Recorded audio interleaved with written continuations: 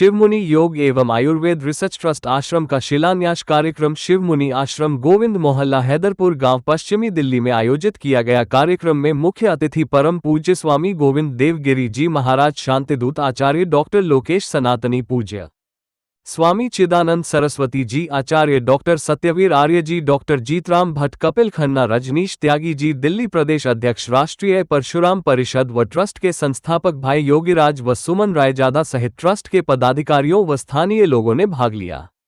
उपस्थित अतिथियों को फूलमाला व रुद्राक्ष माला भेंट कर सम्मान किया गया। प्रमुख अतिथि द्वारा दीप प्रज्वलित करके कार्यक्रम का शुभारंभ हुआ। शिव मुनि एवं आयुर्वेद रिसर्च ट्रस्ट आश्रम के प्रेरणास्रोत योगीराज गुरुदेव शिव मुनि जी महाराज, गोलोकवासी लाला मूलचंद योगीराज मुनि व गोलोकवासी माता ईश्वरी देवी मुनि सुखपाल के आशीर्वाद से योग ज्ञान द्वारा स्वास्थ्य, सुशिक्षित एवं आध्यात्मिक नागरिकों द्वारा सफल और समृद्ध भारत का निर्माण करना है। आश्रम ट्रस्ट का पुनर्निर्माण कार्य कर जनसेवा को आगे बढ़ाने भाई योगीराज व सुमन रायजादा के द्वारा किए गए कार्य की सबने सराहना व प्रशंसा की। कार्यक्रम के अंत में भोजन प्रसादी कर समापन हुआ। बने रहिए HKB न्यूज चैनल के साथ। आगे देखिए पत्रकार विनोद शर्मा के साथ कार्यक्रम की विशेष कवरेज।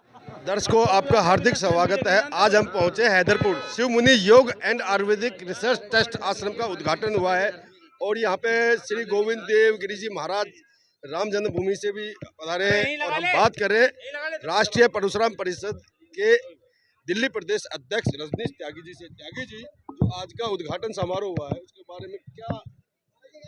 देखिए, आज यहाँ उद्घाटन नहीं, यहाँ जो है पुनर्निर्माण जो है इस मंदिर का, ये 100 साल पुराना मंदिर है शिव मुनि योग आश्रम।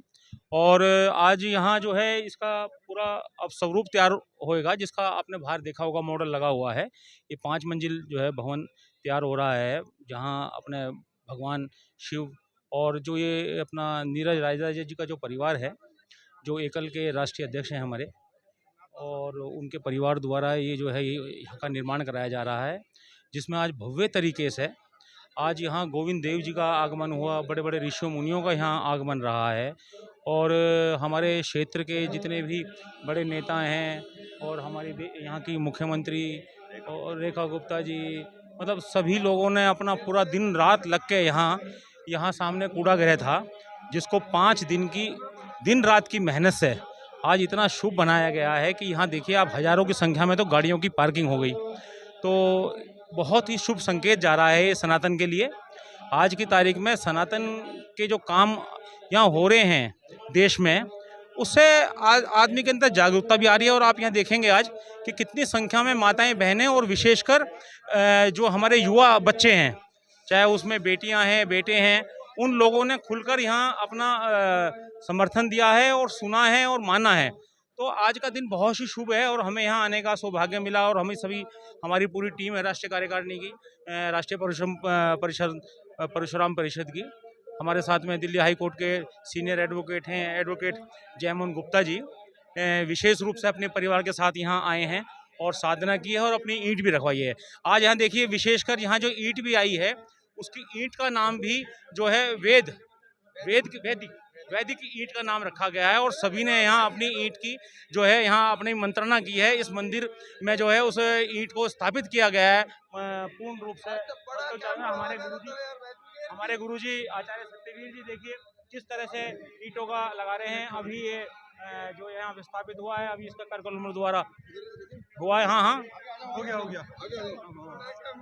आप ये देखिए जी आचार्य जी, आज जो ये आश्रम का पुनर्जीवन किया है उसके बारे में क्या कहना? जो सबसे बड़ा काम, जहाँ से हमारी संस्कृति में विकृति आई, यानी कि फिल्मी दुनिया से, आज उसी मूल में चोट करके और वहाँ से एक नया आंदोलन शुरू करना और ये सनातन परंपरा को जीवित करने का एक नया शिरोमणि जो आप लोगों ने दिया है, इसके लिए भगवान राम ने ही आप लोगों को चुना है। और आप हनुमान बन करके जो काम करने लगे हो, तो नीरज रायजादा जैसे जो जामवंत जी ने हनुमान की शक्ति को पहचान करके उन्हें बताया था कि तुम ये शक्ति है तुम्हारे अंदर, उनकी शक्ति को पहचानने के लिए उन्होंने प्रेरित किया। जैसे भगवान कृष्ण ने अर्जुन को उनकी शक्ति और सामर्थ्य को याद दिलाया और फिर उन्होंने इतिहास बनाया, तो आज ऐसे ही जामवंत बन करके नीरज जी और आप सब लोगों ने जो मिशन शुरू किया है, तो मैं आप सब लोगों का कोटि कोटि धन्यवाद और बहुत बहुत आशीर्वाद। आज एक महान यज्ञ से ये कार्यक्रम सुबह 8 बजे से प्रारंभ हुआ था, आप लोगों का बहुत बहुत धन्यवाद। अब हमारी संस्कृति जरूर एक नया रोल लेगी। जनता को क्या संदेश देना चाहते हो आप? जनता को यही है कि अभी तक धन कमाने के पीछे एक एक संतान बना करके लोग अपने परिवार सब बर्बाद की तरफ जा रहे हैं, क्योंकि इन्होंने हमेशा कैरियर का ध्यान रखा, कैरेक्टर का ध्यान नहीं रखा। एक एक बच्चे को एडमिशन वहाँ दिलाया, वे बच्चे उनके हाथ से निकल गए हैं, जो धन कमाया सब बेकार होता जा रहा है। इसलिए आज गुरुकुलीय परंपरा, जहाँ से हमें संस्कार मिलेगा, जहाँ के कारण ये सोने की चिड़िया कहलाता था भारतवर्ष, उसी प्राचीन भारतीय परंपरा को यदि मैं काले की उस शिक्षा पद्धति पर चलते रहे, जिसके कारण हमारा देश गुलाम हुआ, और उस गुलामी को आज भी पट्टिका लगा करके हम हर रोड पर अपने देश में उसकी पहचान बनाए बैठे हैं। हमारे देश के 2 साल बाद यानी कि 49 में चाइना आज़ाद हुआ था, लेकिन चाइना आज इतना आगे क्यों निकल गया? क्योंकि हमें इतिहास पढ़ाया जा रहा है कि हम गुलाम थे, हम गुलाम हैं, और उस पट्टिका को अभी भी किसी रोड पर चले जाओ, सारे वो पहचान हमने रखी हुई है।